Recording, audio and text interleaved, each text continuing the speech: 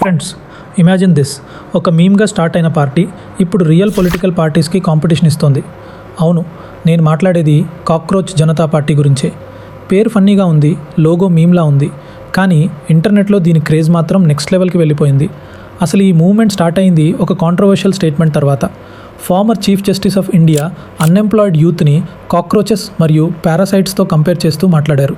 అంటే జాబ్స్ లేకపోయినా YouTube channels run చేయడం, సోషల్ మీడియాలో ఒపీనియన్స్ చెప్పడం చేసే యూత్ సొసైటీకి బర్డన్ అన్నట్టుగా కమెంట్స్ చేశారు. ఆ స్టేట్మెంట్ చాలామందికి ఇన్సల్ట్లా అనిపించింది. అప్పుడు 30 years old అభిజిత్ దిప్కే సర్కాస్టిక్గా, సరే మమ్మల్ని కాక్రోచెస్ అంటారా, అయితే మనమే పార్టీ స్టార్ట్ చేద్దాం అన్నాడు.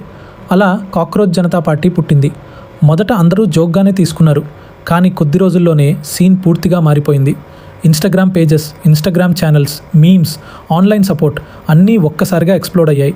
ఎందుకంటే ఫ్రెండ్స్, ఈ పార్టీ వైరల్ అవ్వడానికి రీజన్ కామెడీ కాదు, పీపుల్ ఫ్రస్ట్రేషన్. ఇప్పుడు యూత్ ఏం ఫేస్ చేస్తున్నారు? ఎగ్జామ్స్ రాస్తే పేపర్ లీక్స్, జాబ్స్ కోసం ఇయర్స్ వెయిట్ చేసిన అన్ఎంప్లాయ్మెంట్, హార్డ్ వర్క్ చేసిన ఆపర్చునిటీస్ లేకపోవడం, ఫ్రీడమ్ ఆఫ్ స్పీచ్ గురించి మాట్లాడితే ట్రోలింగ్, కామన్ పీపుల్కి స్ట్రిక్ట్ రూల్స్, పవర్ఫుల్ పీపుల్కి స్పెషల్ ట్రీట్మెంట్. ఈ యాంగర్ మొత్తం ఆల్రెడీ సొసైటీలో బిల్డ్ అవుతూనే ఉంది. అందుకే ఈ మీమ్ పార్టీ ఒక్కసారిగా యూత్ ఇమోషన్గా మారిపోయింది. ఇంకా షాకింగ్ విషయం ఏంటంటే, కొన్ని ఎస్టాబ్లిష్డ్ పొలిటికల్ పార్టీస్ కన్నా కూడా ఈ పార్టీ సోషల్ మీడియా గ్రోత్ ఫాస్టర్గా పెరిగింది.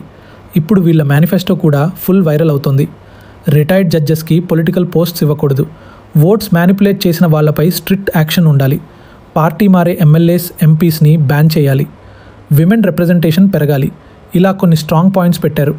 కానీ ఇప్పుడు బిగ్గెస్ట్ క్వశ్చన్ ఏంటంటే, ఇది నిజంగా ఫ్యూచర్ పొలిటికల్ మూవ్మెంట్ అవుతుందా, లేక ఇంటర్నెట్ మీమ్గానే ముగిసిపోతుందా? ఎందుకంటే హిస్టరీలో చాలా మూవ్మెంట్స్ జోక్గా మొదలై సీరియస్గా మారాయి. కానీ ఒక విషయం మాత్రం clear, cockroach Janata party joke కావచ్చు, కానీ అన్ఎంప్లాయ్మెంట్, కరప్షన్, యూత్ ఫ్రస్ట్రేషన్ మాత్రం జోక్ కాదు.